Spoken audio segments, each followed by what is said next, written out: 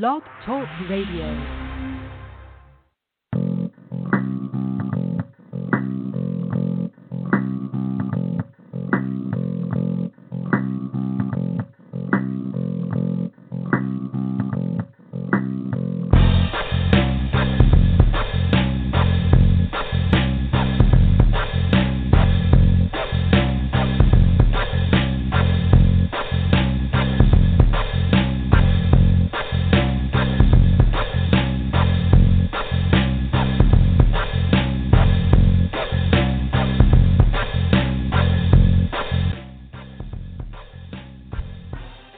Good evening. Welcome to The View Up Here. I'm your host, Canadian Glenn. It is September 28th, 2016. Tonight we continue the BC series. One of the big issues that has been untouched so far. Oh, it's going to get touched tonight. It's going to get touched with a sledgehammer. LNG. Premier Clark's biggest fantasy program. Been a lot said, a lot promised, very little delivered. Back in the national news this week with the announcement yesterday on the Pacific Northwest and the approval from the feds with 190 conditions. We have Grant G with us with the straight goods. The blog site, hope I get this right, Powell River Persuader.ca. Check it out. You're going to see more stuff there on LNG you've seen anywhere. And it's quite obvious. The way this is being sold, it's just never going to happen. It's a lie. But hey, it's Christy. She is consistent. We'll talk about what was promised back in 2013, what's happened, what hasn't happened, what's not going to happen, current global conditions for this commodity. Are the markets growing or disappearing? We'll look where it's going forward and what people in BC can expect to actually get at some point. And at what cost? We know where BC Hydro is these days. How far behind is this? And how do governments continue to give away natural resources? Another issue. We'll cover it all. Reggie has got all the dirt for us. Welcome him to the air now. Come on. There we go. Hello, Grant. Hi. Good evening, Glenn, to you and all your listeners. Thank you, sir. Welcome to the show.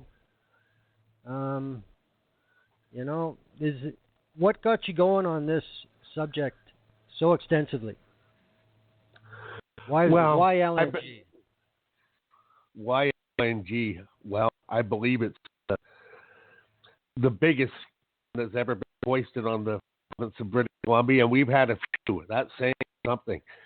I'm not an energy engineer or anything else, but I can separate the shaft from the bowl when I see it. Now, Christy Clark, when she took over as premier, before he was elected by the people, not in Point Grey, but elected up in Kelowna. She was premier for almost 2 years, or just over 2 years, and she came out early with her jobs plan. BC jobs plan. Nothing came to fruition. They took the benchmark of the lowest of the low right after the financial scam of 2008, 2009. They went from that number, and she was going to create all these jobs, and they fudged numbers, but nobody was getting any jobs. She was way behind in the polls a year out. And the jobs plan she's been pimping out, and her spin doctors have been pushing out the information. Yeah, just really, and we don't have any media that questions the numbers when the government spins. So going into the election and a year out, she started with this LNG thing. Now, I didn't know anything about LNG, but I'm a good reader and a quick study. And the stuff that she proposed, 100,000 plus jobs, $100 billion prosperity fund, the elimination of the provincial debt, the elimination of our sales tax, pay off crown debt, eliminate tolls, money for schools, hospitals, northern communities, and it was in her thing, 14, 18, 20 proposals. Something didn't make any sense. So I did a little bit of research, and you got to understand there was a lot of things going on at that time. Because not only did we have these liberals fighting for their political lives, we had Stephen Harper and his obsession with oil running the feds. So we end up getting a high National Energy Board. The BC Oil and Gas Commission is literally a gift shop where industry wants. For example, frack up in the north. The BC Oil and Gas Commission has been issuing temporary water withdrawal permits after temporary. They're breaking their own rules.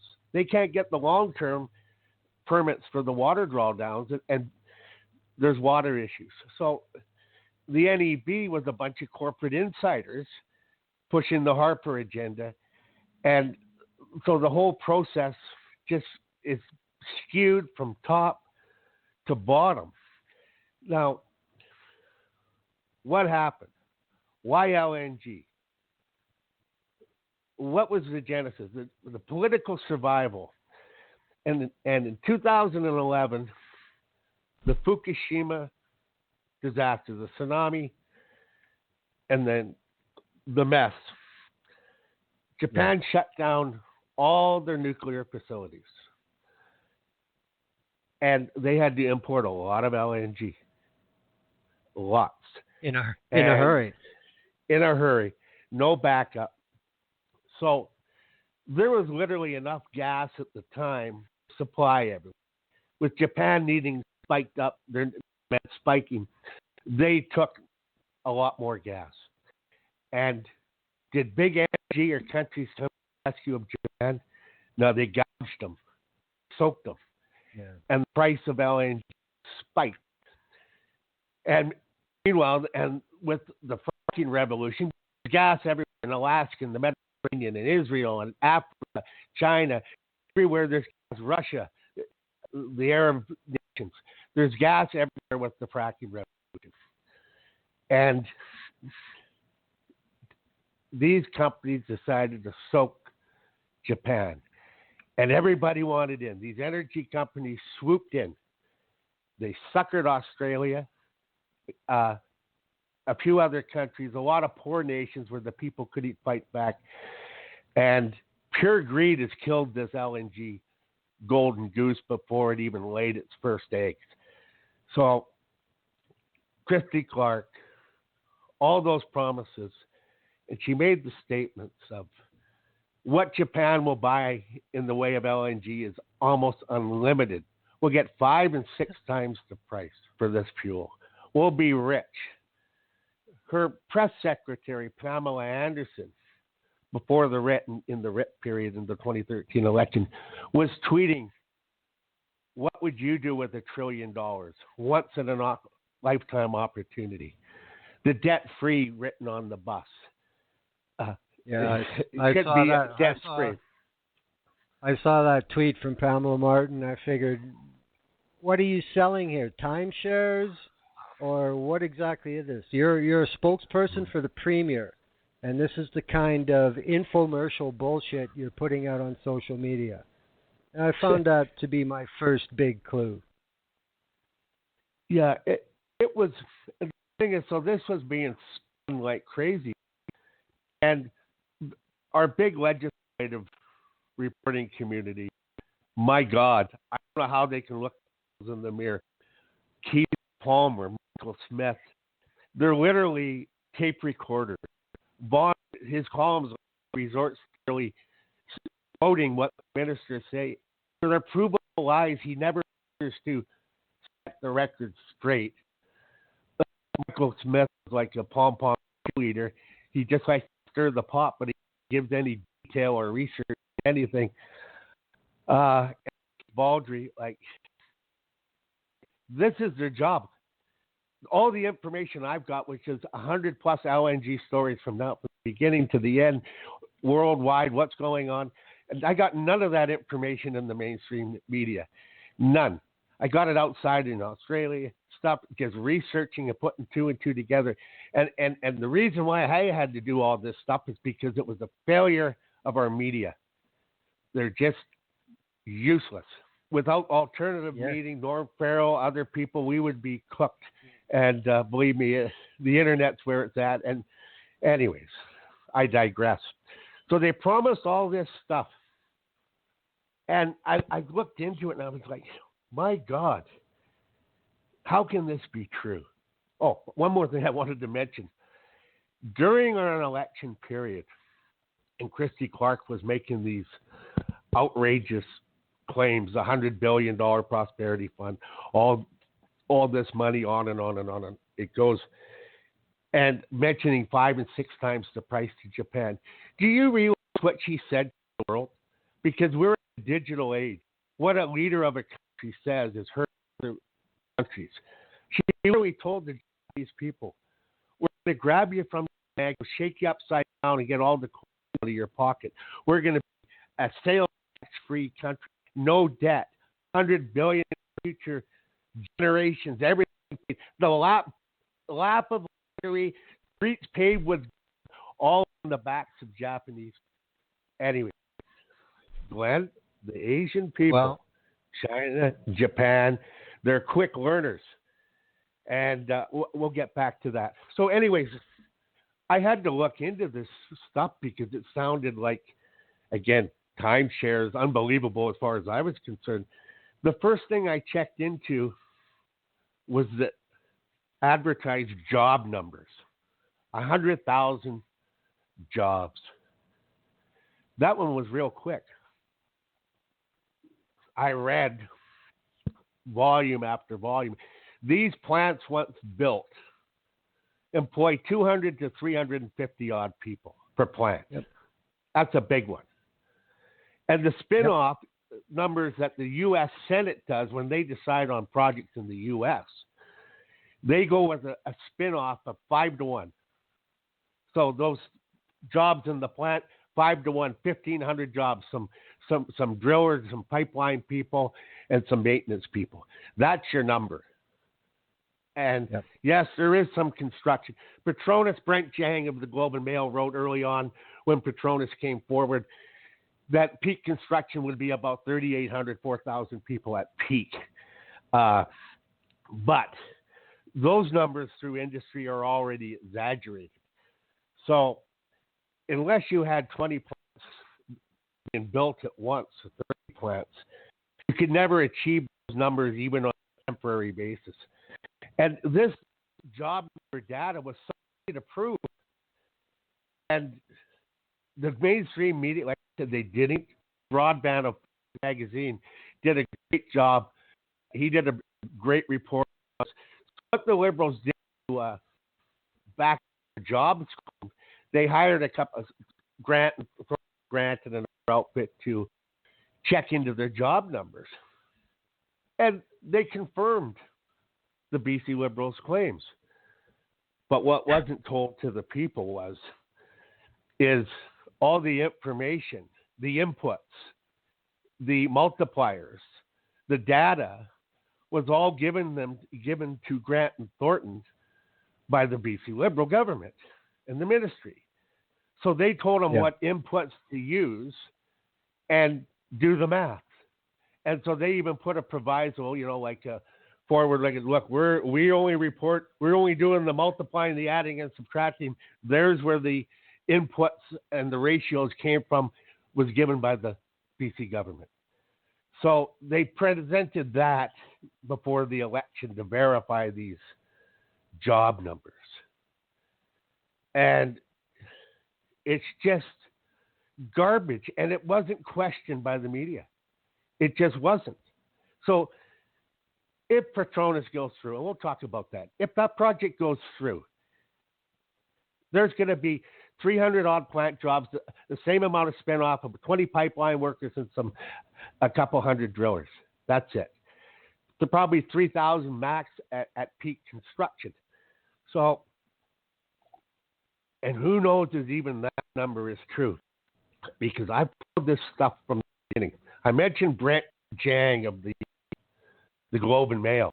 Early on, when Petronas proposed the project, they put a price tag on the Levies Island plant of $11.2 billion, the cost. But in that article, and other shows, of that $11.2 billion cost, $8 billion of that money is for modules and mainframes built in South Korea or Japan or possibly Poland and then barged into British Columbia and put together like a puzzle. Yep. And so the investment numbers being bandied around isn't true. It's not like every fabricator in BC is going to be, welding steel and fabricating parts. This stuff's all coming in from another country. So we're really talking about supplying the labor. And I don't even know if the pipes are going to be made in Canada to run up to the gas fields. Probably not. So on and on and on. And this Ponzi progressed like an infection running wild, like a cancer across the province. And it just got worse and worse. So Prime Minister Stephen Harper went on a Pacific Asia mission, one of these missions that these politicians go on. Shortly after Petronas had bought Progress Energy and had proposed this Levies Island terminal. When he met with Nahib Razak, and we'll come back to him too, he shook Harper. He was smiling. He said, "We're going to do well with your country. We're going to make a $30 billion investment." And Harper was shocked because the number he had heard was $11 billion, and the price of the Progress Energy they bought out about for $5 million, about 16, 17 billion. He was kind of dumbstruck, and that's where the $36 billion figure came from. So they're still using, depending on what you read, they call it a $1 billion terminal, a $10 billion terminal, $24 billion project, $36 billion project. And you know what our main legislative meeting did because our dollar was low a year ago? They were calling the project 45, or no, not when our dollar was low, when our dollar was high. We were $1.05.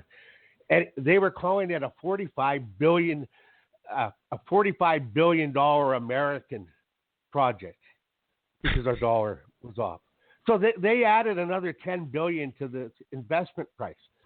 So I want to break down. I'm going to go back to the 36, and I hope I'm not confusing anyone. The $36 billion investment figure. 1 second, though, Grant. 1 second. Okay. You were dropping in and out. Like when we were talking before the show. I got my hands waving a little bit, I guess. How's that? Okay. Well, the only other thing I would say is if you have any other computers or anything running that you can turn off, it might be a bandwidth issue that you're dropping in and out. It may not be just the device. I'll move the mic a little bit. I get a little wild when I get talking here. Are we muted off or what? Oh, no, we're live. Oh, we're live. Okay. Oh, yeah. Okay. We're live. How's that? That a little better? Yeah. There were some periods where it was smooth for a minute or so. Then it would chop for a couple minutes. Then it would come back. A couple seconds or a couple minutes?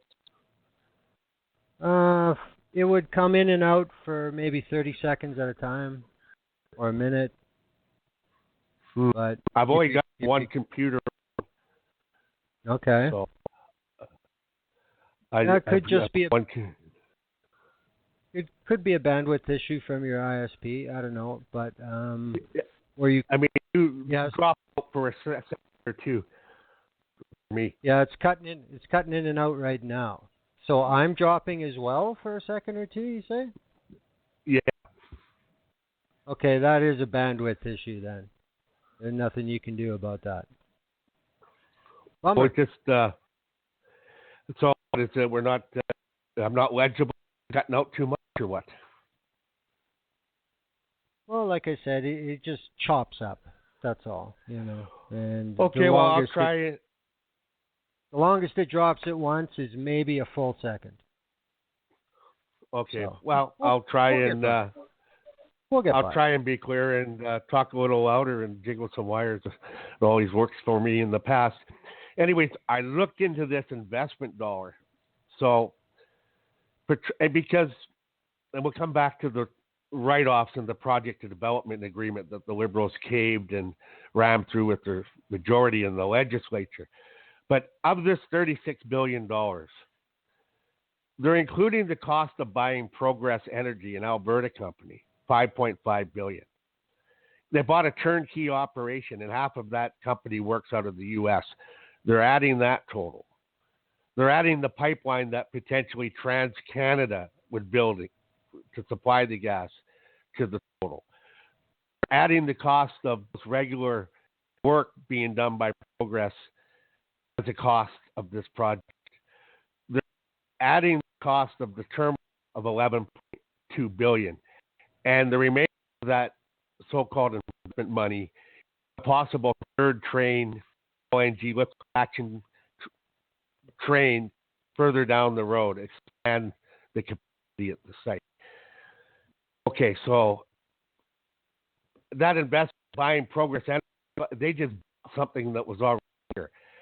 The cost of the terminal, 11.2, $8 billion of that spent in another country. The reason I'm bringing all this up is because in the project development agreement that the BC Liberals caved on, they added this accelerated plant write-off.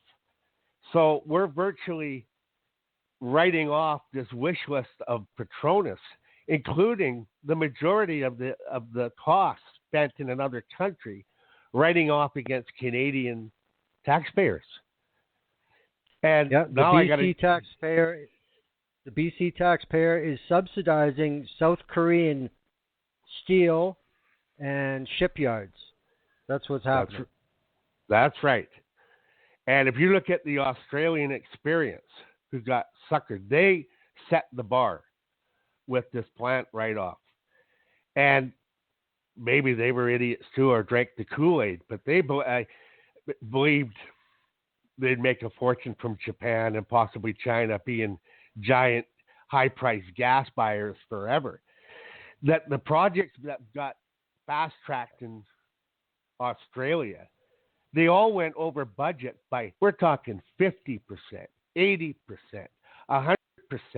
It's free for all. And if you do the research, there's a lot of accusations of bidders when triple billing with kickback back to the energy companies because it didn't matter because it was going to be the Australian people paying the plant. So higher the price, the And if you look Western Australia, I've got the article here in front of me. They had a $12 billion debt in 2011. These were all these LNG plants are. Now $30 billion debt. They expect it to stop going $7 billion. They're writing off all this stuff. They had to build infrastructure. The tax dollars aren't coming in.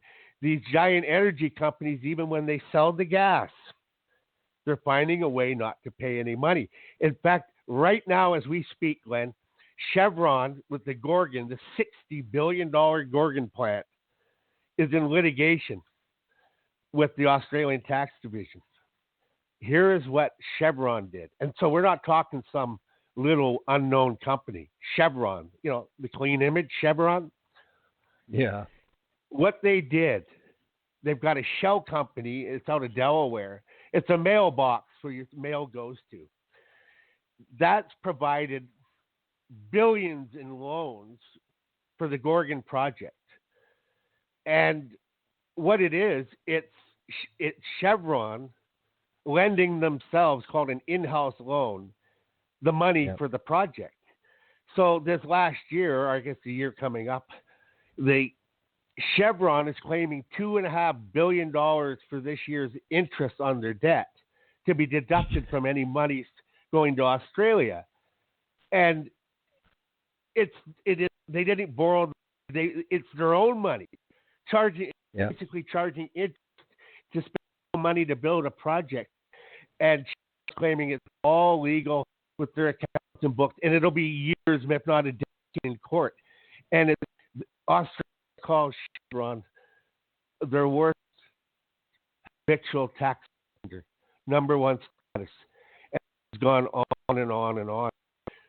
So another result of the Australian thing, all this gas being exported, the price for domestic gas is shot in a lot of local industry to gas, and the people are howling.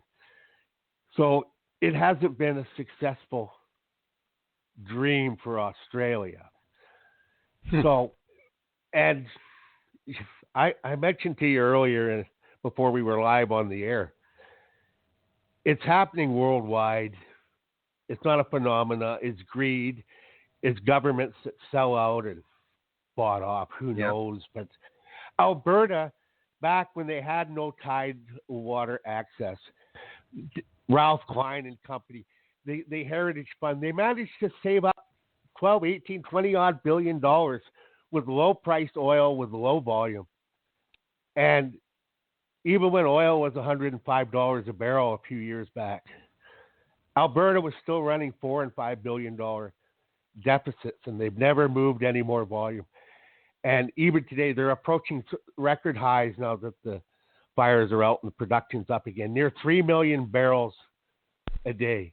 And now, according to CAP, Canadian Associate Petroleum Producers, that Alberta is doomed if they don't get tidal water access. Record volume, and more and more oil being sold and moved for less and less money for the people in the province, and being left with the environmental coverage.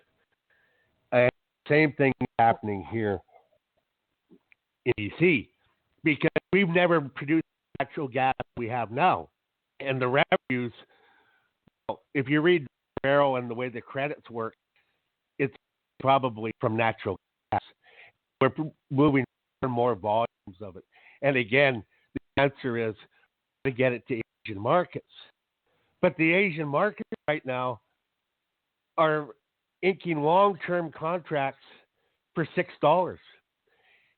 India just renegotiated with Qatar for their gas, and they signed long-term deals for between $5 and $6 per million British thermal units.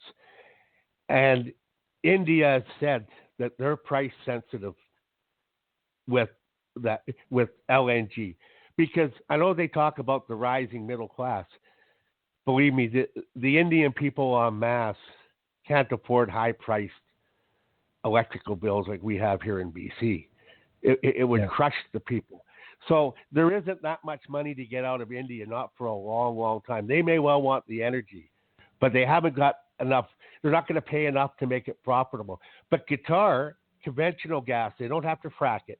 They've got the deep reserves, are willing to provide it cheap. Russia, shortly after our election, and the price started to go down, they inked a deal with Beijing, a $400 million pipeline deal to supply natural gas. And it doesn't have to be fracked, frozen, and then reheated up and gasified. The money is not going to be there. You know, and I wanted to stop back and take a little different direction. I'm going to mention the players in this thing and go back a little bit here. You know, we the National Energy Board, they were hijacked. BC Oil and Gas Commission. We had Harper. We had the BC Liberal Oil Park. The Federal Environmental Assessment, which was hijacked, and apparently Trudeau, they still haven't released the victims yet. We have the Provincial Environment which was Mount Poly, the Shawnigan Lake water stuff, green lighting anything and everything. Site C. Site C with no review. Won't give it to the BCUC or anything else.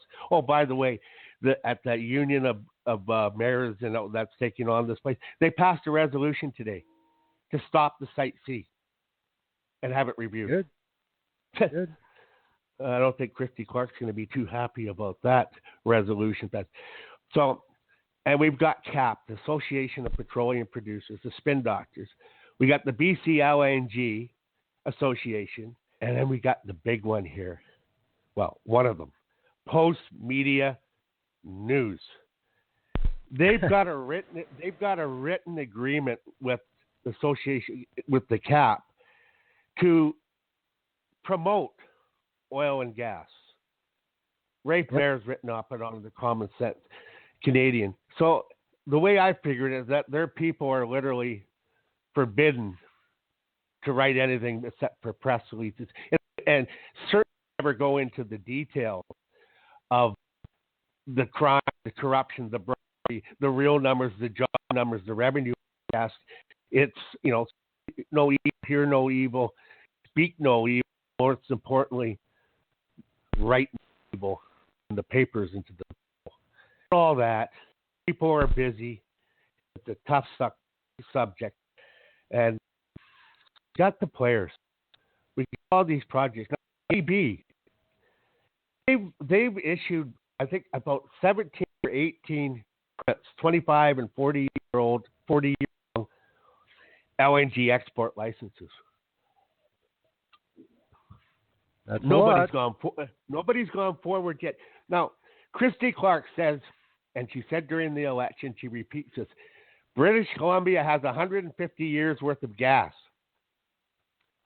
I don't know what that means, Glenn, because whether we have one plant going forward or the talk that 18 were going to go forward, we still had 150 years worth of gas. Well, that doesn't make a whole lot of sense, because if you're pumping out 5 million tons or 100 million tons, how much gas do we have? It has to change by volume. If we're selling gazoodles of it, we won't have 150 years. And there's also the numbers have been. David Hughes has questioned the actual reserve numbers of our gas, but I'm not going to delve into that section of it at this time. So it's the players. We've got all this gas. Now the NEB, they've issued all this permits for this much gas to sell.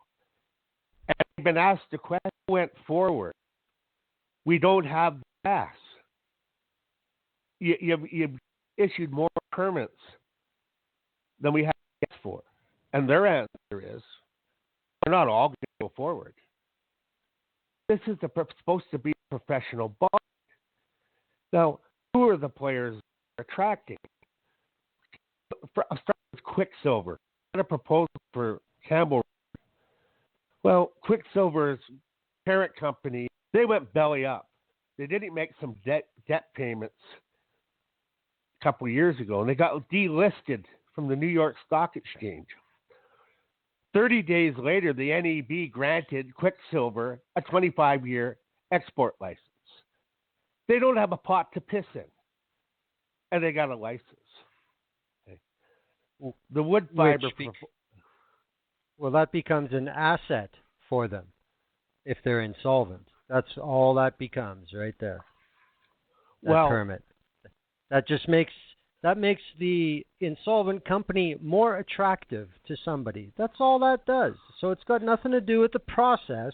It's got to do with doing what's best for business. That's all. Yeah, very good. Do you think? I didn't think the BC Oil and Gas or the NEB was in the business of helping out somebody's portfolio. I thought they were in the business of actual review. Well, no, not really, because look at the people who get appointed to the National Energy Board. They all have portfolios like that. So when in Rome, hey, fuck you guys. We help ourselves first. The wood fire. Sukanto Tanato is the owner of that potential project. And this is a doozy. This man is accused of murder, wiping out villages. He's in the palm oil business. They burn down tropical lands and forests and plant palm for the oil. Yeah. He's an tax evader. His own family rebuke him. And this is what how sound. Now, I want to quickly, I got this information I'm about to deal to you from Mayor, the common sense Canadian, that and we were told by Christy Clark, we're going to have the cleanest gas, the most modern, up to date, the new high-tech industry. Well, wood fiber has, they've got all the permits. They haven't got any customers at a profit, which basically what this game is that anybody can be, palm oil guy can be an LNG guy. If he gets a site and he can get some country to sign on for 20 years, he can print money. He's got no customers. He's trying to lower the price. So Howe Sound, there's a pretty significant community, Squamish, Britannia. LNG, you can't store it cheaply. LNG produced, you've got to move it.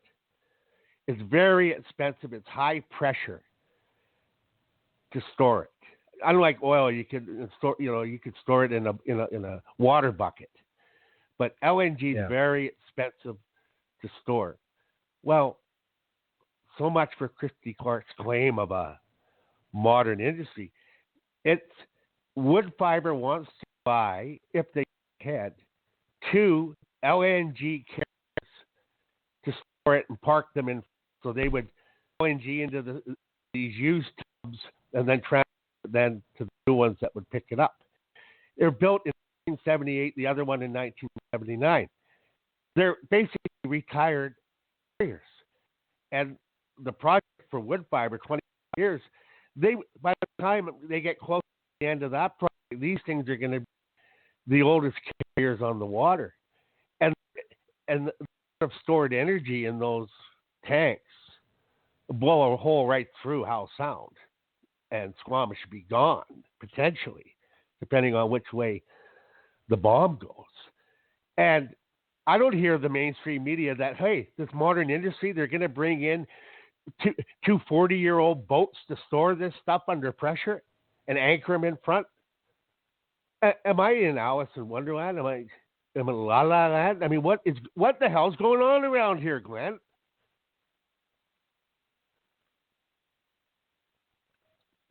You still there?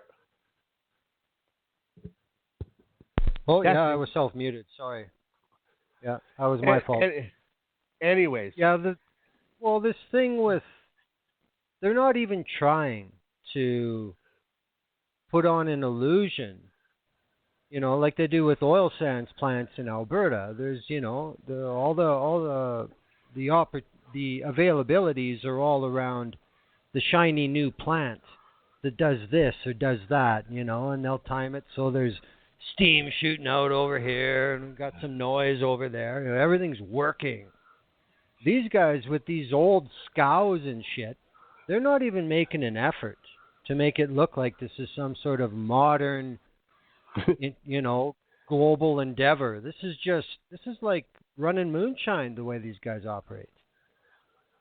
So here you've got potential murder, a destroyer of villagers, a stomper of human rights, not an LNG industry or a company to build this thing, and he wants these cheap old tubs to store these nuclear bombs worth of fuel at Howe Sound. I mean, right off the bat, it's like, bye. See you later. Now, Petronas, that was very nice of Trudeau yesterday, when everyone out, but we'll get back to that.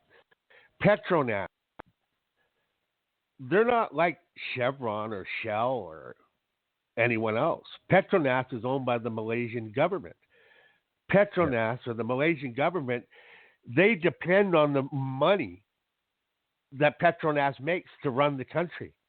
30-40% of Malaysia's budget came from Petronas. And Petronas is down big dollars.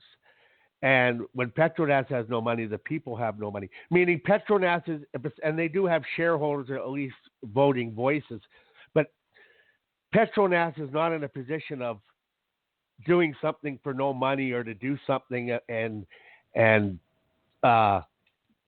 just survive, hoping the market's gonna pick up down the road.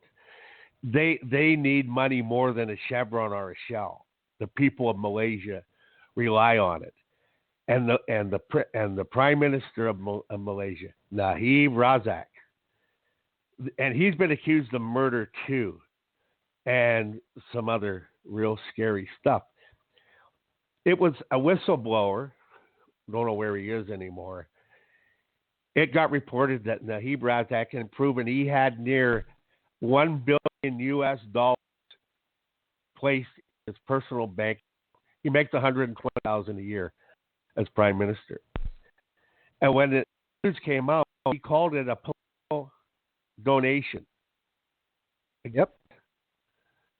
And he claimed that after a lot of pressure and such as it is in that country, that it was a gift from a rich Saudi. Still remains unnamed. But meanwhile, his kids were putting up expensive real estate, funding movies in New York, entourages, etc. The money apparently came from the 1MD public pension fund of Malaysia. And when what authorities they have there tried to look into this, the Attorney General there was put Crime and Corruption Commission was disbanded.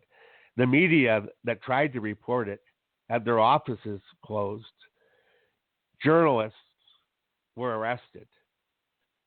And he stifled the authorities at every turn. Literally a banana republic. And this is Petronas. So Yep. We're not dealing with just a plain old tax. None of that got mentioned in the media. Our mainstream media has not told the Najib Razak story. The world knows about it. You could go walk down your street and ask anyone who Najib Razak is. I don't know. Well, $1 billion. Anyways, that $1 billion odd dollars he claims to have paid it back to the unnamed person, but that's in doubt. And the new accusations levied against Najib Razak is some contracts to do some projects have been inflated by literally tens of billions of dollars to the company been approved, like some Chinese and other companies. And it's been rumored that this kind of will give you a contract that the people will pay for a gazillion dollars, and then you get back some money, this $1 billion that he can put to the MD pension fund. So the people will end up paying $10 million for the $1 billion he stole. On and on. It's democracy is dead in Malaysia. It's the big project that's approved. So we've got bank companies, we've got butchers like Sukanto Tanako, and we're dealing with state companies run Najib Razak. And it's just insane. The job numbers aren't there. I just wanted to say the thing about Malaysia, to just get, for listeners to get a grip on how far this story has spread, but yet the British Columbia corporate media are silent. In the United States, the FBI was successful and the Internal Revenue Service was successful in getting an order from Congress to investigate Petronas, 1MBD, and Razak. And they've never done anything like that against a foreign head of state before. So if this guy's making all these first-time records, that just gives you an idea how completely crooked this guy is. They didn't do this to Noriega. They didn't do it to Marcos. They didn't do it to Mubarak. They could have, to all of them. It's the same game. But this guy is the first one that they're actually going after. He ripped them off so bad, they're actually willing to go public with it. So that's a clue. Also reported, report came out in 2012, safety audit, and Petronas, the pictures that the amount of bugs and this equipment in disrepair on some of the offshore operations so severe there was risk of catastrophic failures. And Petronas decided, oh, we're going to do some internal audits, etc. You see, Petronas is, let's face it, they're used to doing business and getting their gas in countries where the people literally have no say. What's quickly happening to British Columbia, where reason has gone out, where the people's land is taken, their water's poisoned, their promised riches, they get nothing, and a few politicians make it big, like $1 billion, and the people end up with nothing. And these places, Petronas doesn't have to worry about some auditor or some WCB or some LNG terminal inspector visiting them in these countries and shutting them down for violations. They don't get past the gate. And so the whole thing is just a big old con job from the very beginning. I did so many stories, Glenn, on this, and I crunched the numbers left, right, and center. And I've got Rich Coleman in 14 in Victoria. He made a 30-minute speech about LNG. Let's see if I can't pull this up here. Just a second. Anyways, what he said was that people say we're not on time. I say we're on the timeline I created. He goes on. He said the numbers are so vast. 3 LNG projects, $100 million, 100,000 workers. Well, we had the ministers from Ottawa yesterday, Dominic LeBlanc, the fisheries minister, and he talked gobbledygook, but when he talked about the jobs, 330 direct jobs, 360 spin-off jobs, and the 4,000 construction workers. Well, there's a grand total there of 5,000 jobs. The numbers are just bizarre. And even when you had the federal minister say what the jobs are, I didn't hear Keith Baldry come up and say, well, Rich, you said 3 jobs, 3 large plants, 100,000 jobs. Yeah. Nobody's questioned it. And it's not like it's some obscure little detail. It's glaring. And there's more. Like the spin that's been going on from CAP, the BC LNG, even from the people, the workers getting promised the unicorns up in the Northeast, the people up there. They were being fed a line that the reason this LNG thing hasn't taken off is regulatory delay, red tape, and not true. Basically, 3 projects were greenlit, actually 4 if you want to get down to it. Chevron backed out early to get them at. But Shell Canada, they were granted an environmental certificate. They had a better site than Lulu Island. We'll come back to Lulu later. Sad. Shell Canada had a First Nations deal, an environmental certificate.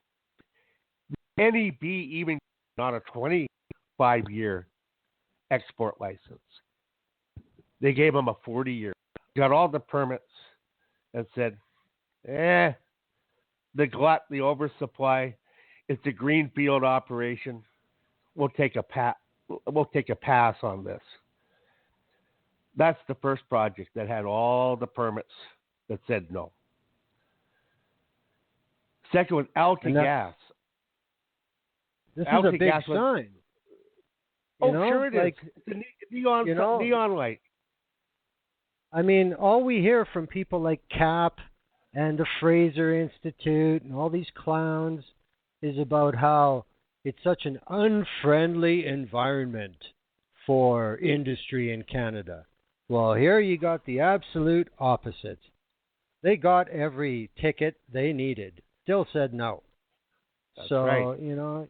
like you're saying, Grant, it's amazing how the negative and the neoliberal aspect never stops.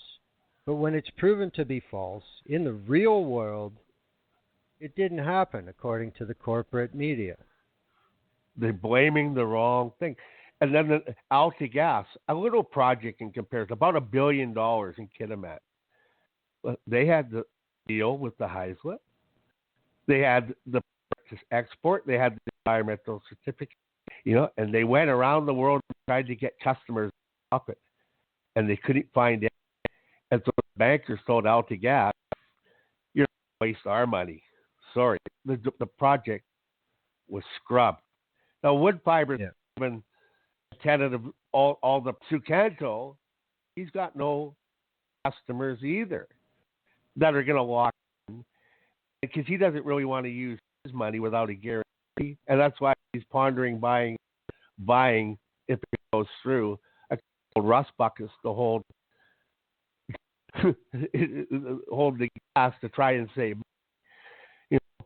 Penny wise, stupid, possibly blow up an entire town, but scare people because it's a long way off.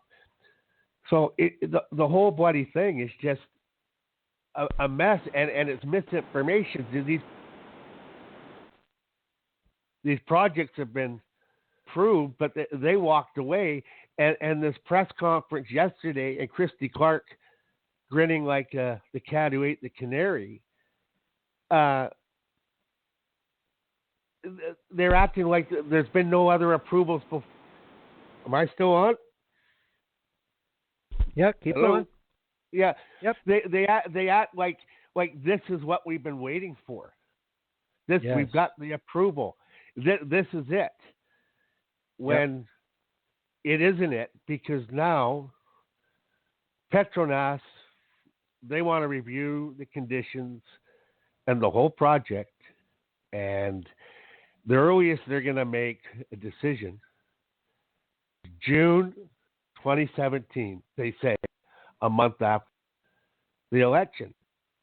Yep. But yet it was reported at an insider that even if Petronas got green light,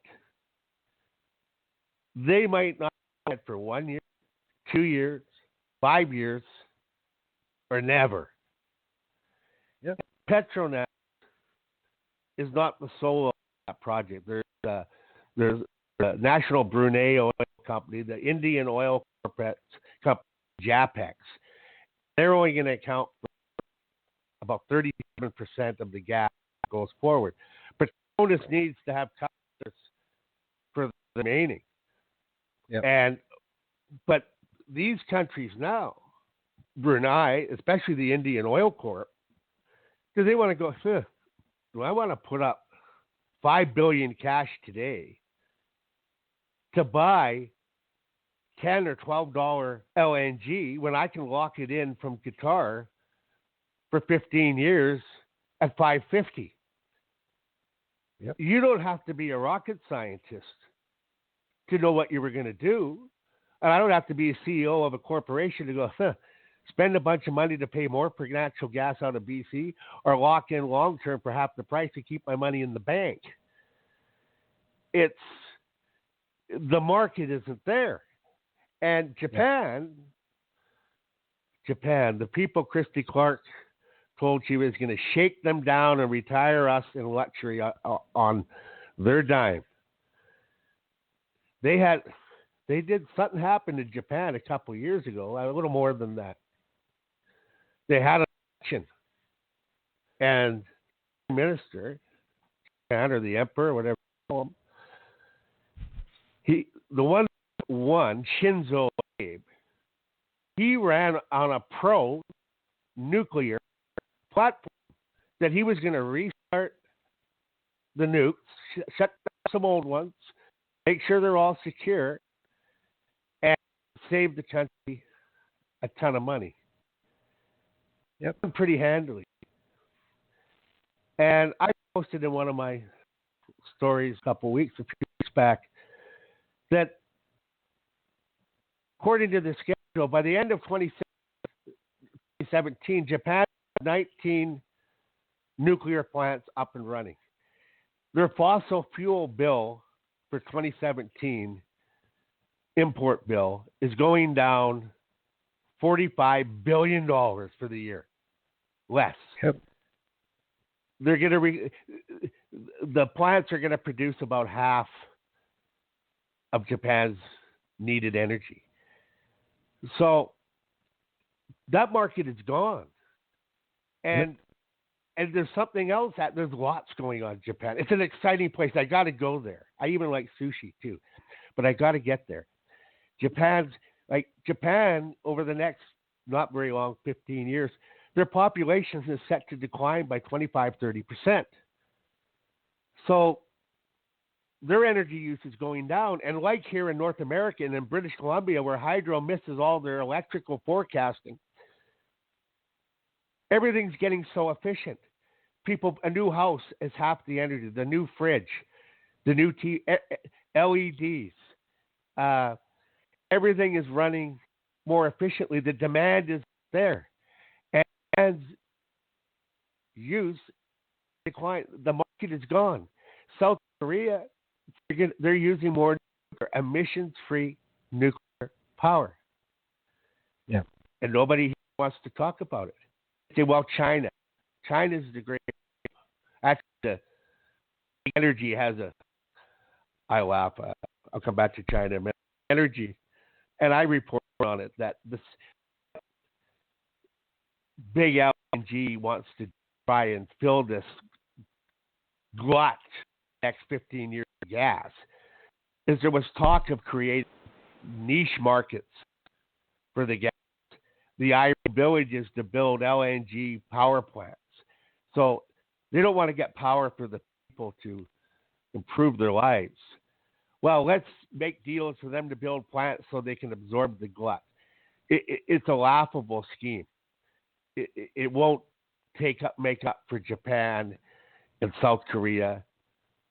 And I said I'd come back to China. And I'm about one of the few that's reported on it. Well, besides Japan constructing 25, 30 nuclear plants, besides China, right now the biggest investor in renewable power sources, Japan, despite what Christy Clark said, despite what the federal environment minister said,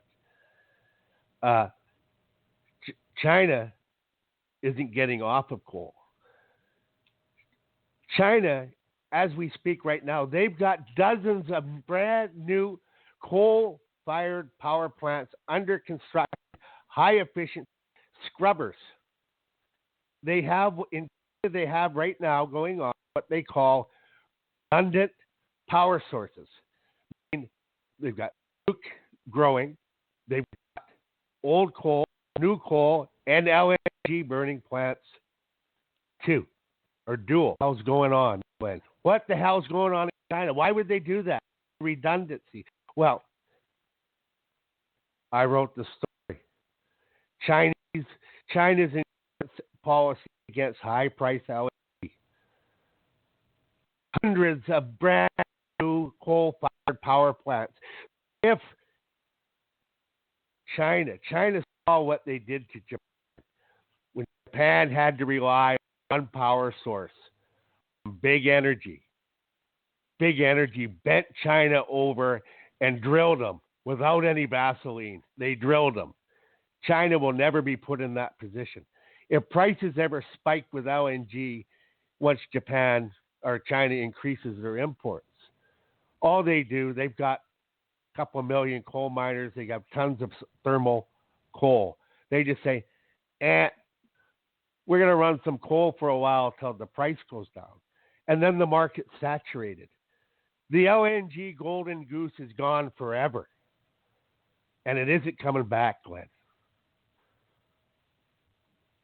But yet this reality is consistently ignored by the Clark government and the corporate media and anybody else who has a dollar in this game.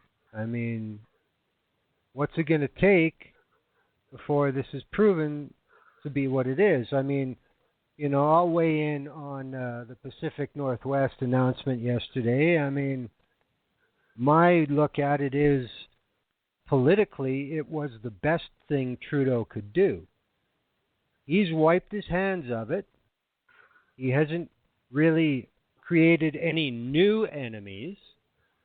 He's given some ammunition that really ain't going to last too long with his old enemies. And it's right back on Christy's table. It's her problem now. She can't say Ottawa's holding things up. He took away a whole paragraph of scripted lies from Clark. So now it's the 190 conditions.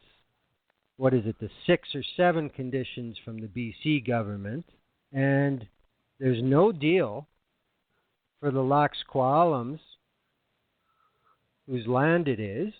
They turned down the $1 billion deal that Petronas already offered.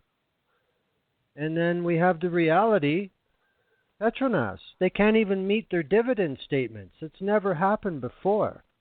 They're in rough shape, and I don't think they have this kind of money to lay out with no return for years to come. I just don't see it. It doesn't matter what Trudeau said. This ain't going to get built anyway. He just took the easy way out. But you know, what a tangled web we weave when first we practice to deceive.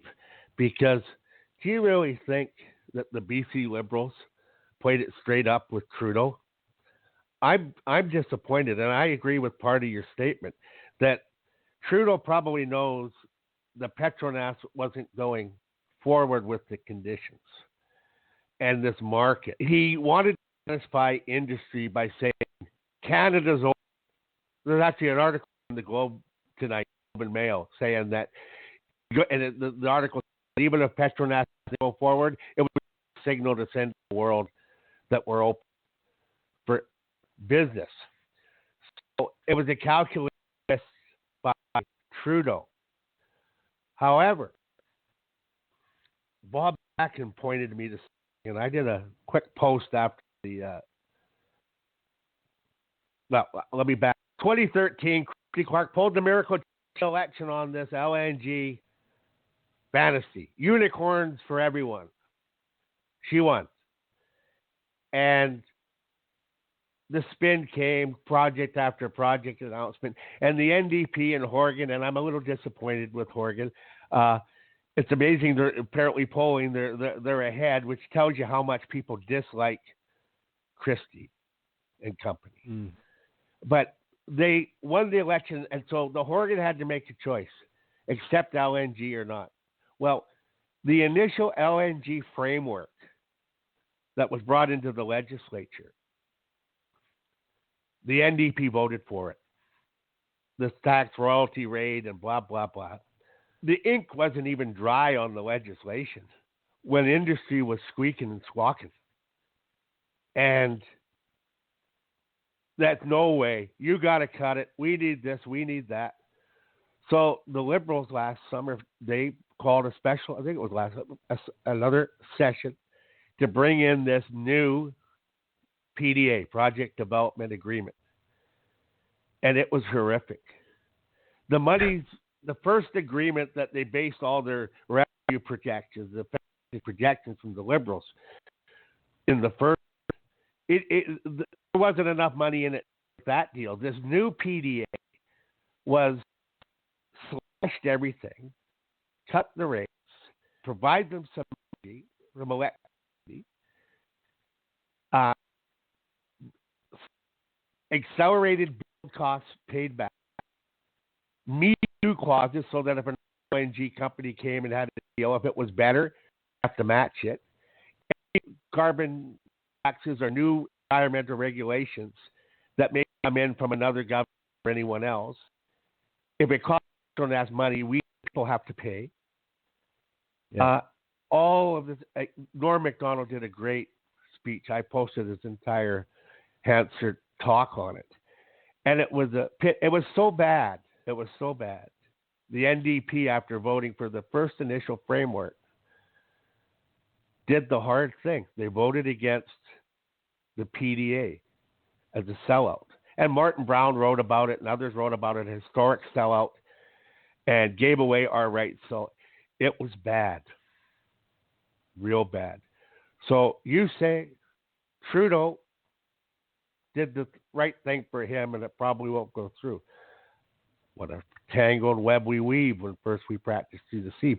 Bob Mackin pointed me to an article in Business, BIV, Business in Vancouver magazine, an exclusive with Rich Coleman.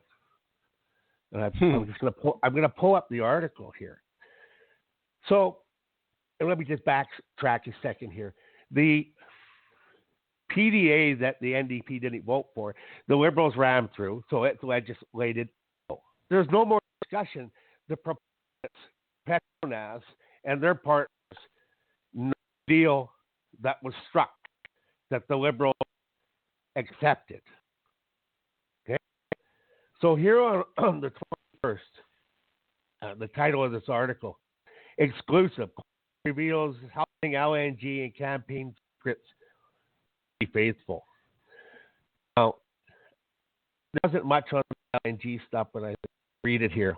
Coleman was also Minister of Natural Gas decision on one of the three export proposals before May 9th, 2017.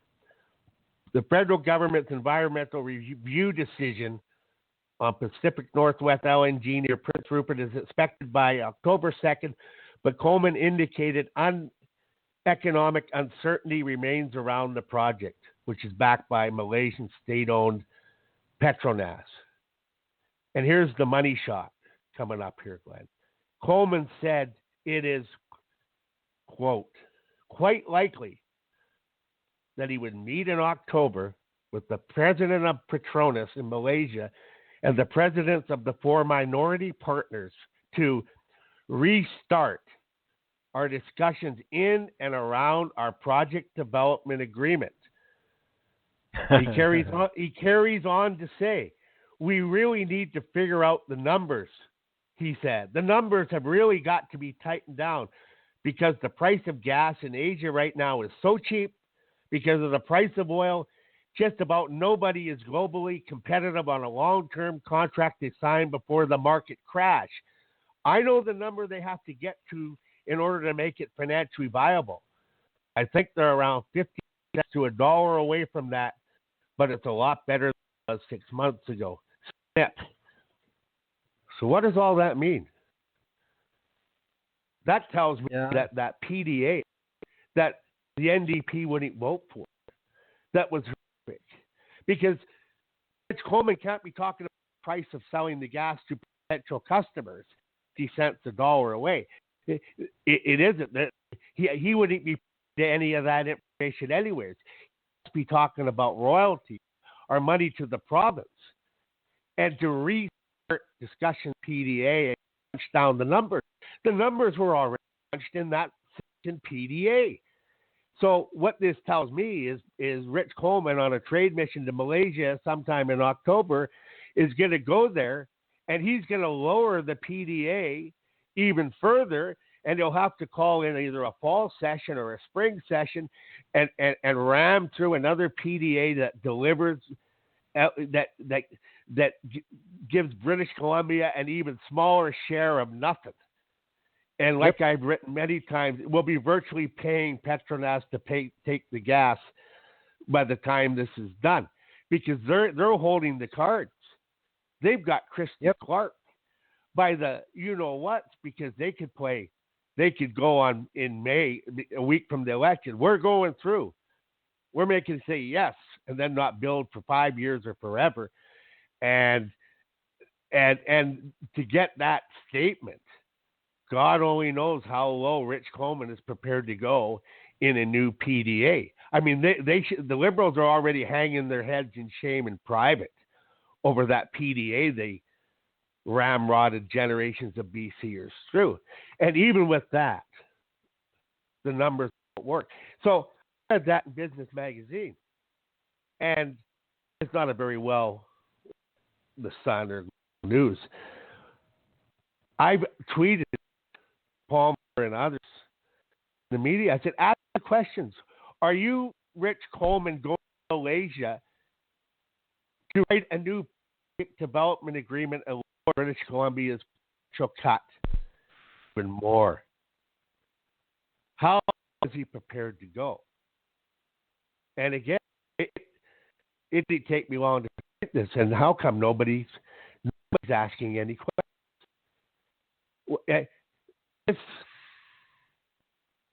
It's insanity. Well, the issue I see here is the question is not only how bad is Coleman willing to sell the people of BC out to get a commitment. I think the bigger trump card is Petronas has the ability to say we're backing out a week before the election. That's the power in this situation. So when you say Petronas has got the keys, you ain't kidding, you know? So, you know, one hand washes the other here. So it's going to depend what happens on the other side of the world with the problems with 1MBD and Petronas making their dividend statements. So, I mean, if they can level out their ship, I mean, it's sad. It's almost like the people of BC have to hope for Petronas to have a good quarter to get not beat up as bad when the time comes. Well, that is correct. But in my opinion, Razak's untouchable until he's, you know, there's an honest election and he's removed. He's untouchable. The bottom line with Petronas going forward, can they sell the gas for a profit? Yeah. And Russia's low. Qatar's going low. Like right now, the Egypt market has vanished. Egypt is into these offshore, these huge reserves. They're no longer importing it. Israel, it's called Bonafide. Huge.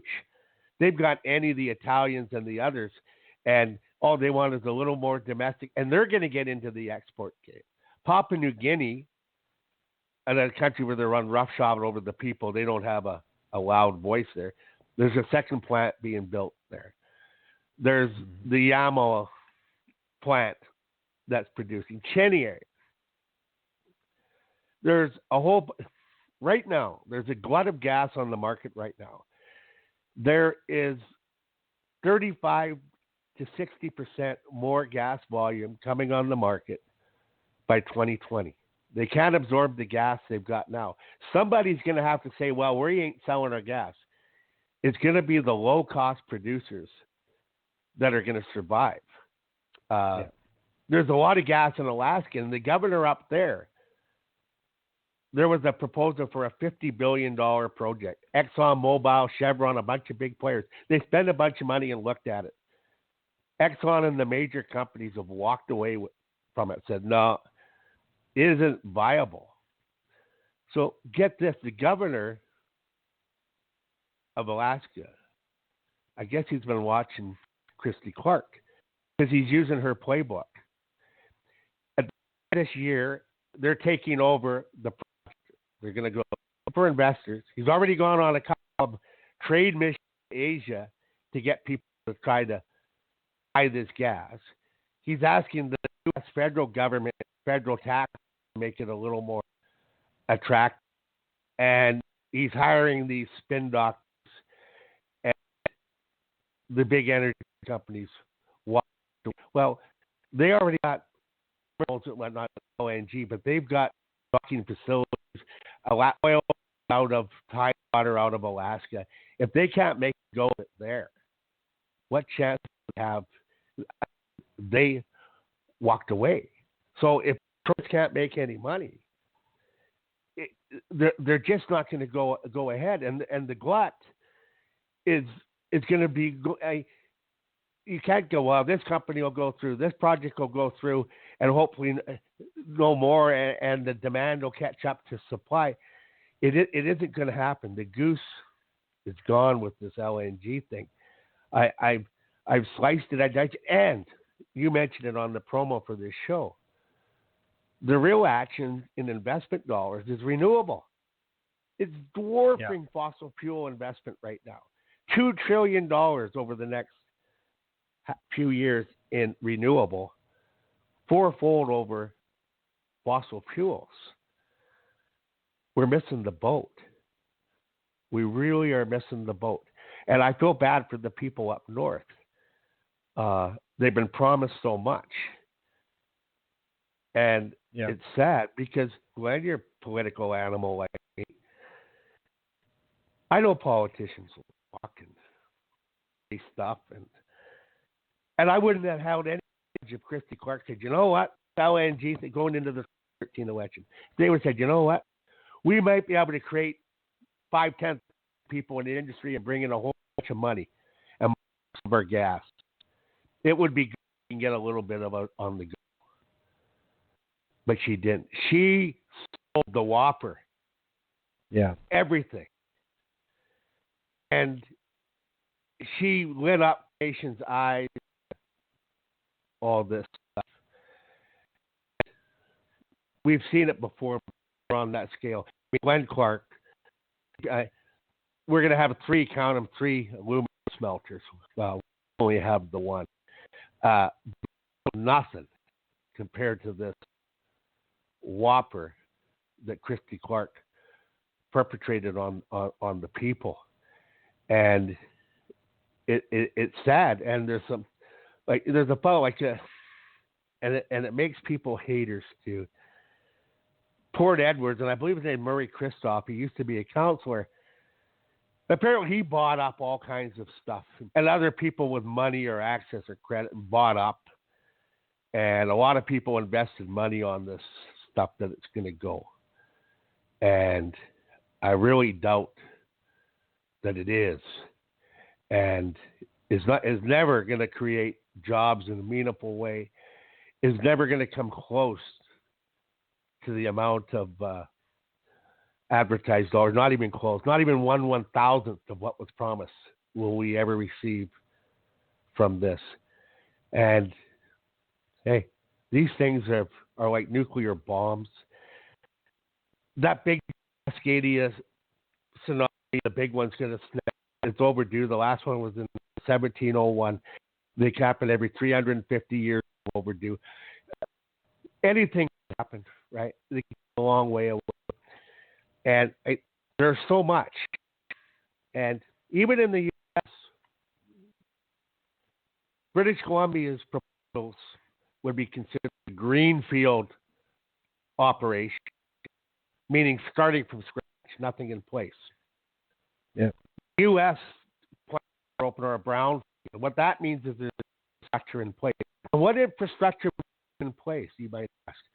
Well, to tell you how the fracking ocean is, the claims of doing it successfully for 50 years.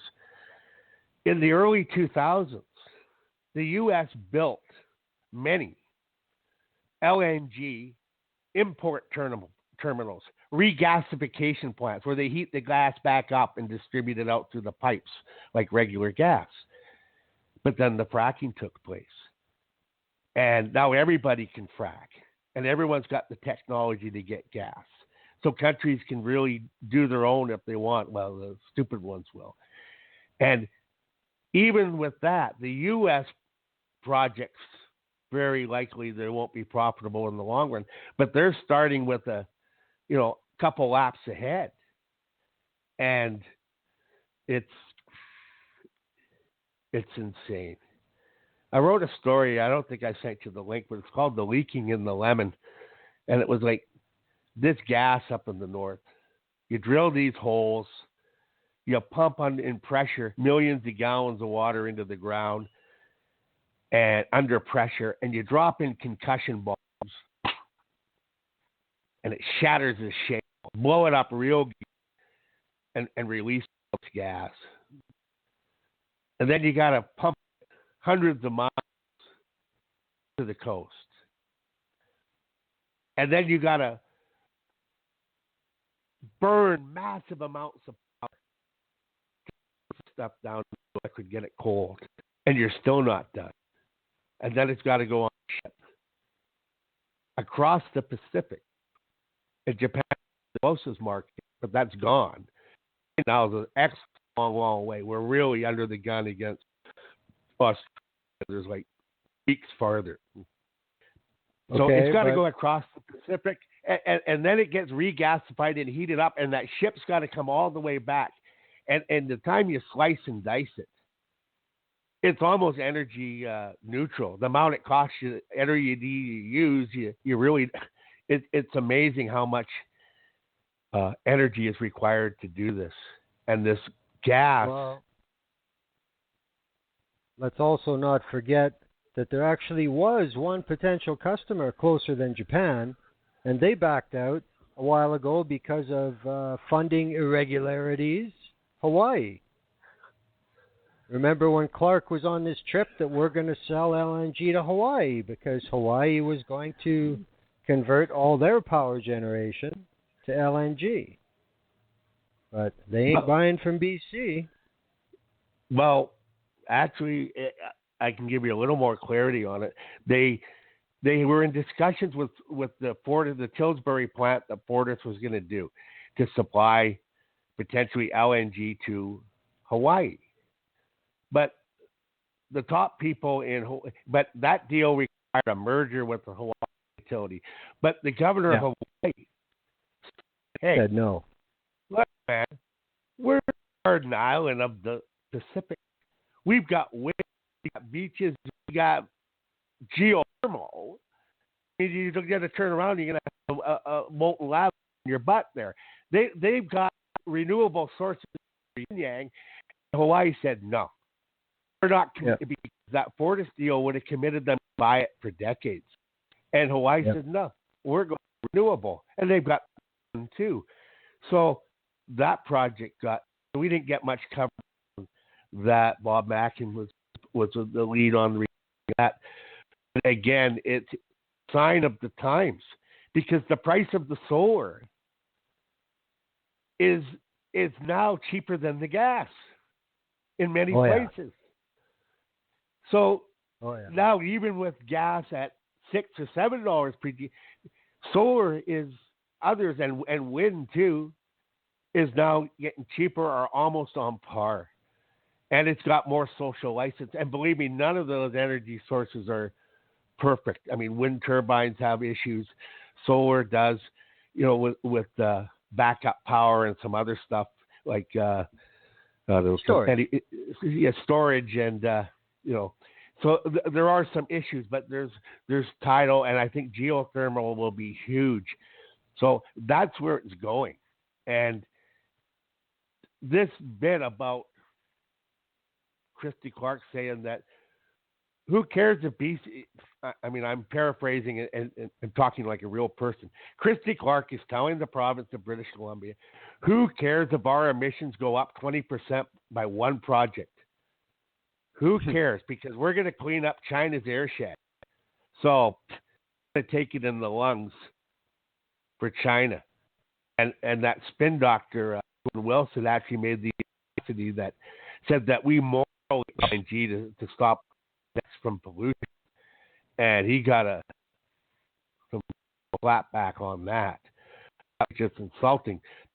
The point that, well, we have a moral license to do it. The companies that defer and go forward, in a sense, killing the Chinese by not producing any.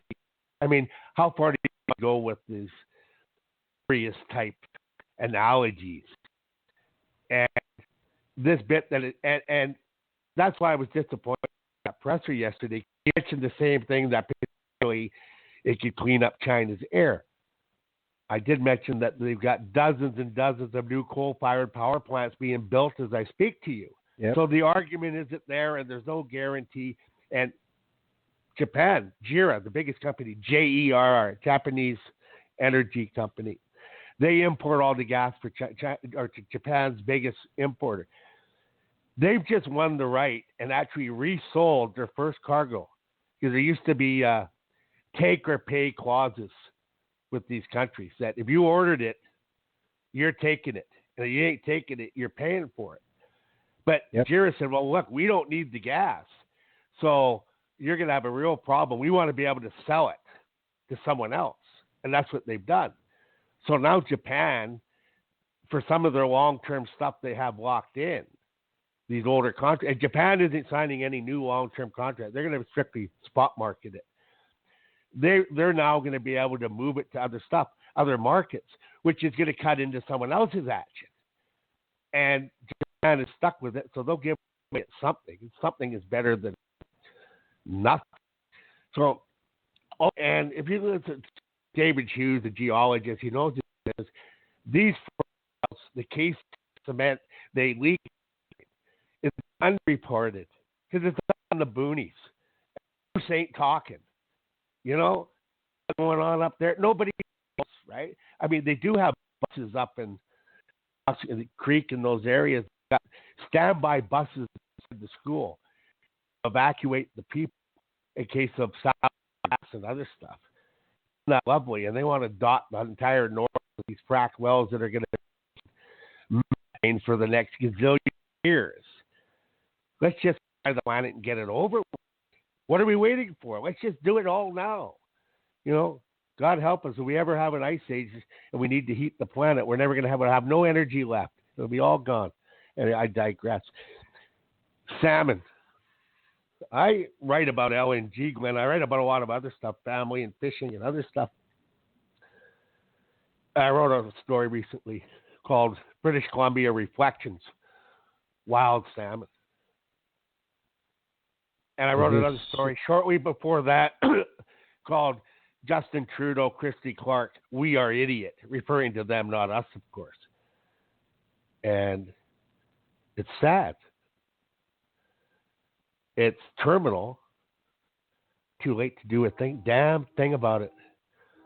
You know, I've been fishing a long time, sports fishing. Eat what I catch. Dad took me as a young boy. And there was fish all over Howe Sound, Gower Point, the Gap. Sockeye, coho, Chinook, the northern runs that come in, the northern coho. We had the Sun Salmon Derby, the BC Derby, the commercial. There was herring, there was bottom. I felt love, both the family and the fish. And those salmon went away. They're gone, and that's when we migrated our way to the Sunshine Coast, Powell River, Wader, more in Bay though, but there was fish there. They were gone. Gower, Sangster, Texas, Larry Schultz, Quarry, salmon and shark, fishing, live herring, lots of fish there. And the coho went, the black cod went, even the dogfish. The kelps even seemed. I don't know what the hell's going on. Going further and further afield, and then we go to the west coast to catch salmon. Port Alberni, Bamfield. Bamfield is beautiful. Barkley Sound. Nature in the raw. And that's what the world needs, nature in the raw. Because, Glenn, we had record tourism. Europe and the world came to a safe country that had nature. The island, the north coast. This could be our. There's nowhere else left. We have a niche. They're missing. The Liberals are going to, after the election, get the ferry going for the Bella thing and up north, and after the fact. So the fish are vanishing. We have this year was the worst run ever recorded for sockeye salmon on the Fraser, and we have fish farms destroying stuff, and maybe land-based ones will take over. And if we're going to have fish farms, why do we dot them all around the coast? Everywhere where I run into contact with them, those runs vanish. Why didn't you put them all in one place, the top of Death Sound or whatever? I don't know, any place, these soft, much Atlantic salmon, these fish, the light. But we still have a few. I'm curious about what's the amount of time we're talking here where you went from very easily fishing with variety to when you started to notice that some species are just gone. How long did that take? Oh, it seemed like every 5 years, every 25 years, and even now the West Coast numbers are gone. I have fished up Mid Island and Mid Coast and some other areas, but not extensively. And even the old fishers there and the Haida said, well, they don't have the fish numbers are in decline there as it is. And the Skeena River, Canada's most productive wild salmon river, an annual value of $300 million of fish plus thousands of jobs, First Nations. The actual value is not $300 million. It's priceless. Yeah. And we've got thousands of miles of coast. British Gas isn't building their project. Shell Canada's site. ExxonMobil's proposed site. There's all these other proposed sites for these LNG projects if the governments were going to let one go and happen. And which one's going to be given an approval? Litigation, and there'll be civil disobedience, and I pray it's not violent. I don't think it's ever going to get built. But why would you? DFO, Department of Fisheries, Tom said years ago when I was a boy, and they would get us baffle gab from why the fish were in decline. I went to Dad, salmon advocate, and he answers. They knew on the east coast of Canada that the Atlantic cod were going. The bottom dragging teams where they back cones and flip the fish up. It was overfishing, but the destruction of the nursery, the cod are raised, turned it into mush and muck. All the beautiful corals broken, and they knew it.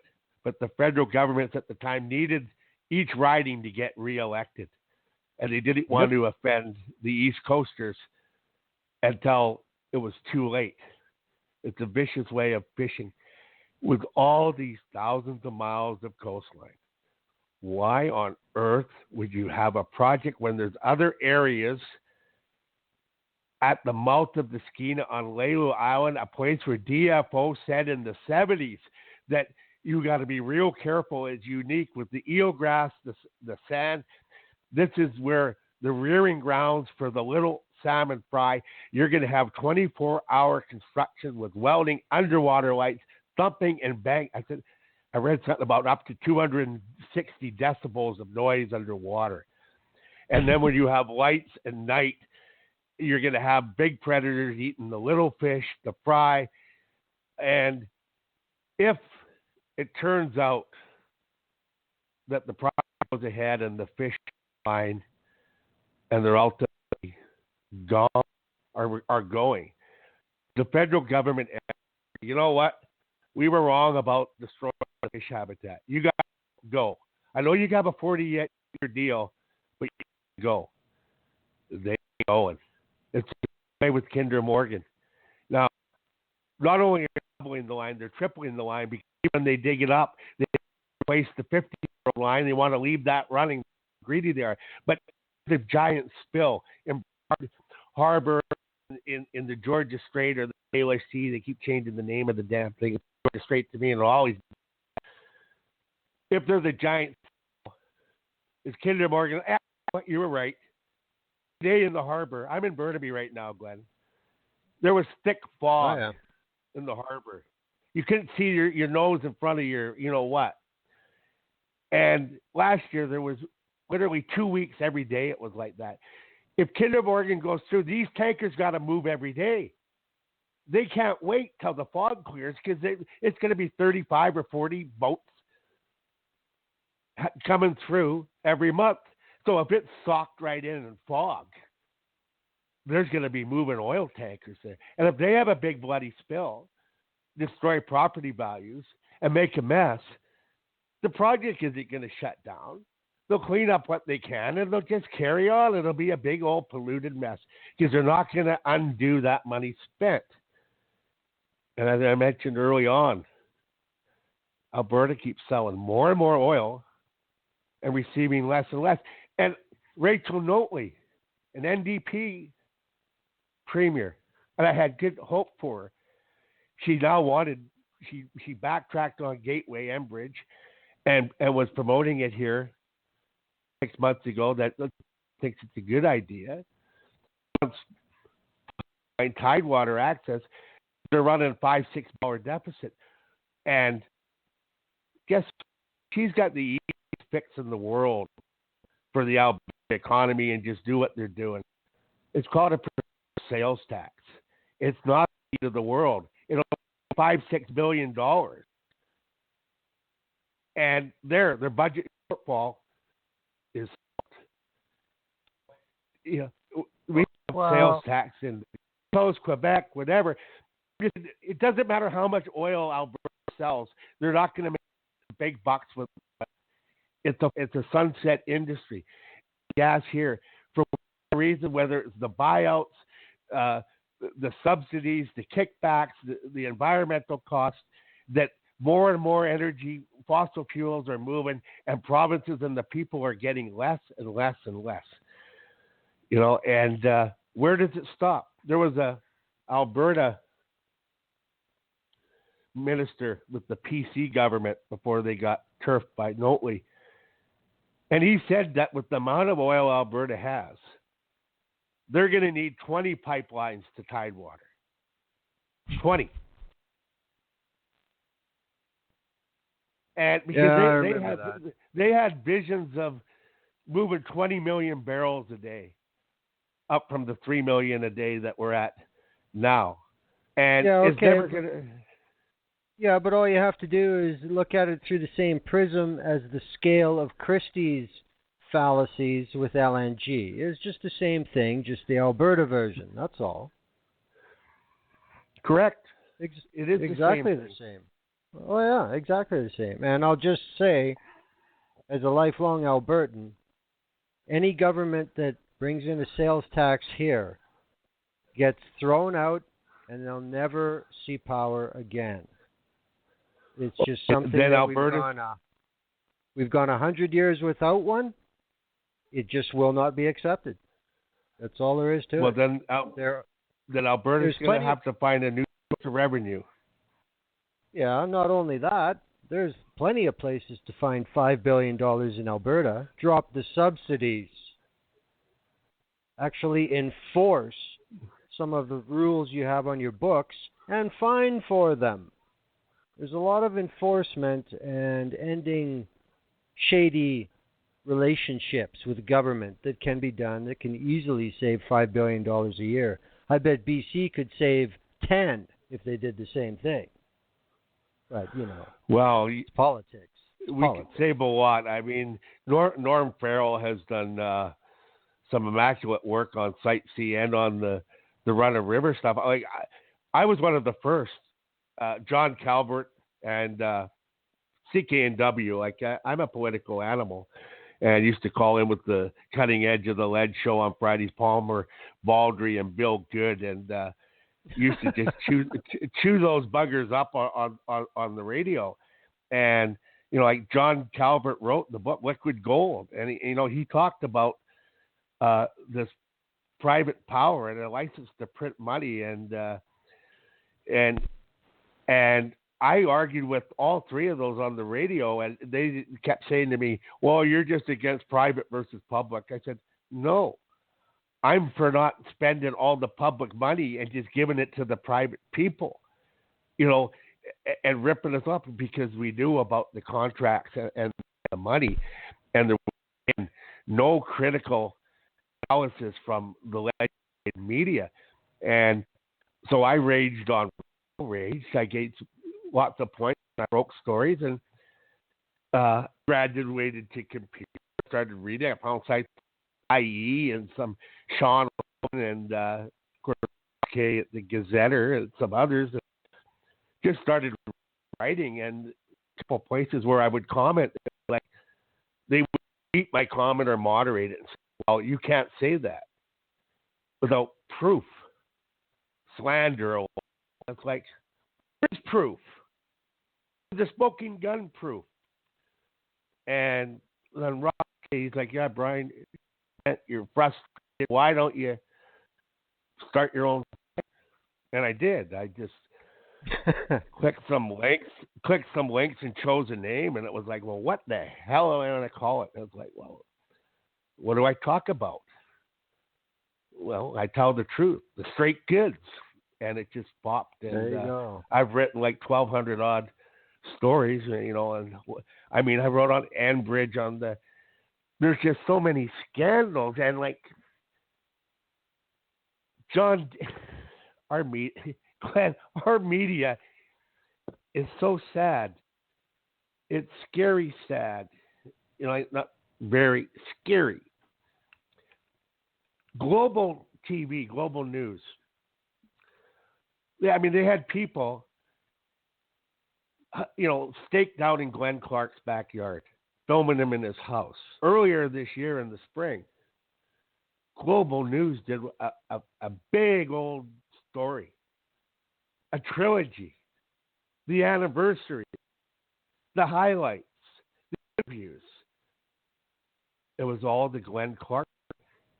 It was the most research and story that they did and highlighting this story. And why? Why the two? It was nothing when he was found innocent. And here we had BC Rail disappear, went away to Gordon, campaign manager of 2000 from the 1990s when he promised it to David McLean. The rail, the steep trail, the PPs, the greenhouse gas emissions. Glenn, these gas emissions. Damn it, the BC Liberals brought in a law British Columbia was going to reduce its emissions by 33% from 2007 levels by 2020 by law, damn it, and to help promote those IPPs and to prove up some power shortage, they shut down Burrard Thermal or emergency backup power because it was a gas burner because we have a law to reduce our emissions. Well, this latest bunch, Christy Clark, they've torn up the law. It's no longer a law. They said we're not going to make it. Emissions are going to go up, but we're shooting for 2050. Yet the carbon tax is still here. All that money for the carbon tax collected doesn't go into any retrofits or anything else. It goes for corporate tax cuts and tax cuts to the wealthy. Revenue neutral actually is revenue negative. More goes out in tax cuts than what's collected. Yet we've ripped up the law, damn it. A law. And I don't hear much guac from the media. It's just like, Liberals lied again. That's the word lie. Oh, well, they changed their mind and called the media because it's an old bull club. They're not critical. Question, it's media by press releases, connections to family working for the premier, conflict of interest, left, right, and center. It's literally a corrupt system. For one side, like, well, the NDP are a bit times. Adrian Dixon, don't tell the media you're going to stop government advertising. They're going to turn on you when Post Media was worth the money, and now so there's no reporting on any of the stuff. So people got to fight. I I won't even watch Global or CTV, and even CBC now is kind of turned me off on this stuff, right? So, but they won't ask the question, and these guys sit in the legislature. They record this stuff, right? Bob Palmer's gotten a little long in the tooth. It's just sad. Do you have any other questions on LNG? Is any parts that we've kind of missed? Or if you can think of anything we've left out. How much time we got left, Glenn? We got about 13 minutes. No, I was just looking over what we have gone over. I mean, it's a big file. Yeah, I know, but I mean, just point by point, the markets that were being touted last election, they're gone. The markets simply don't exist. So, I mean, that is gone. You can't use that anymore. The of the high price because of demand, there's a global glut now. That's gone. You can't use that one. So now we're down to, we're still going to promise all these jobs that are never going to happen. We're going to promise this miracle fund that's never going to happen. I mean, this has the appearance of exactly what's happened at BC Hydro, except the numbers may be even bigger here if this gets out of control.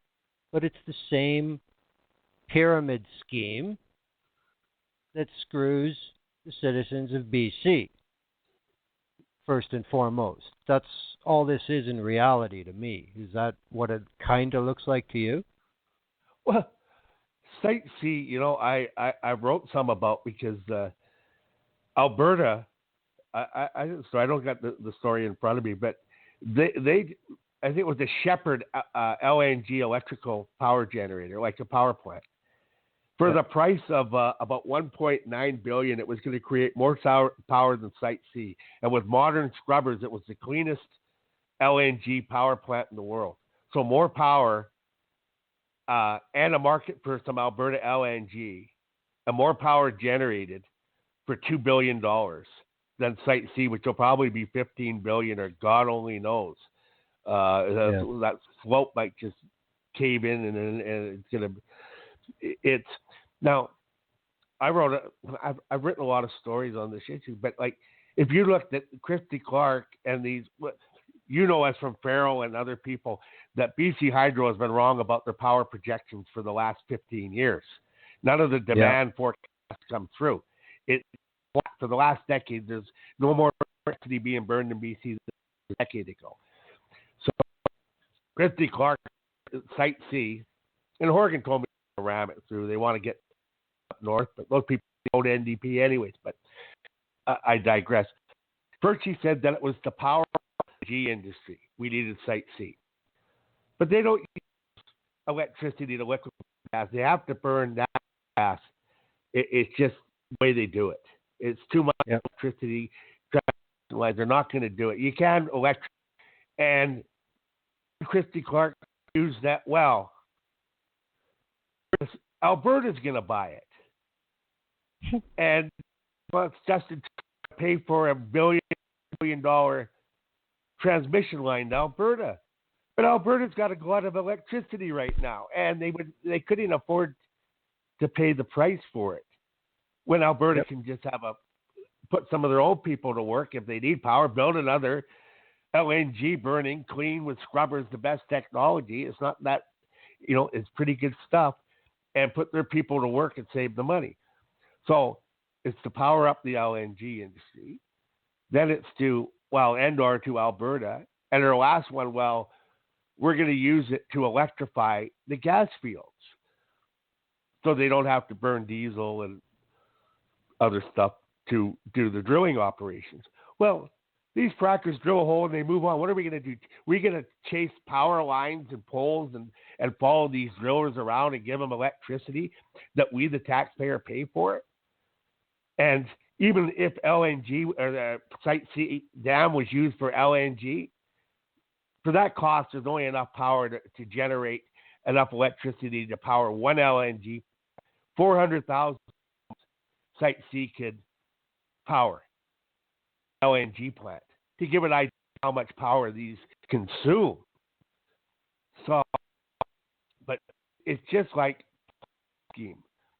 Story. I don't know how accurate it was. I didn't know up, but apparently the facilities that Site C, the camp, cost almost $600 million for the camp for the course of the project. Yeah, that's a pretty posh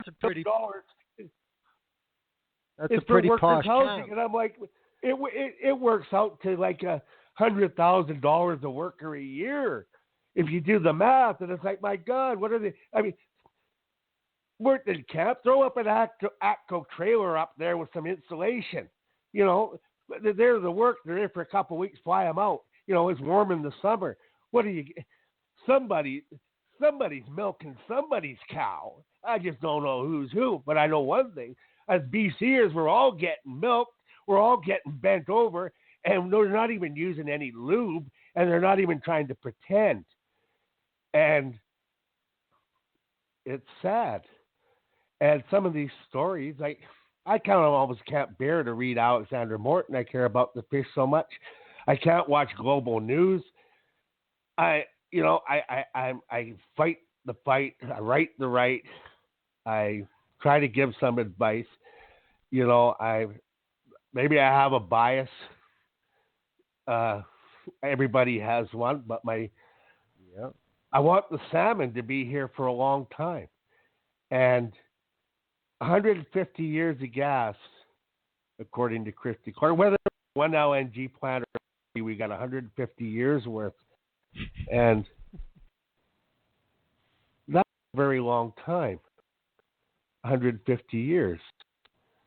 It's lifetimes. And politicians act like it's a long time, but it isn't. Fry the bloody earth. And it's probably already later on that end. Right now, it's a financial thing and a staff thing when we've got thousands of coastline, and Trudeau said, okay, build the thing. FO says no, off of the estuary, the river watershed. Like Justin Trudeau Clark. We really are. Idiot. And I don't know. Hope for now. The Green Party, Federally, Liberals, Harper.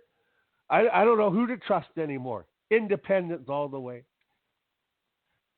Well, the thing about the way the BC Liberals are playing the game, it reminds me of the progressive Conservatives in Alberta from about year 30 to year 44. And this has happened now with the Liberals in, not anywhere near that length of time, and they're already to this point. So all I can say is nobody expected what happened in Alberta last time around. Nobody. But it happened, and the sky has not fallen. So if it can happen in Alberta, it can happen in BC. So give the Clark government more time to keep screwing up. Sooner or later, the people will understand, just like they did in Alberta, mainstream media is full of shit. Look elsewhere.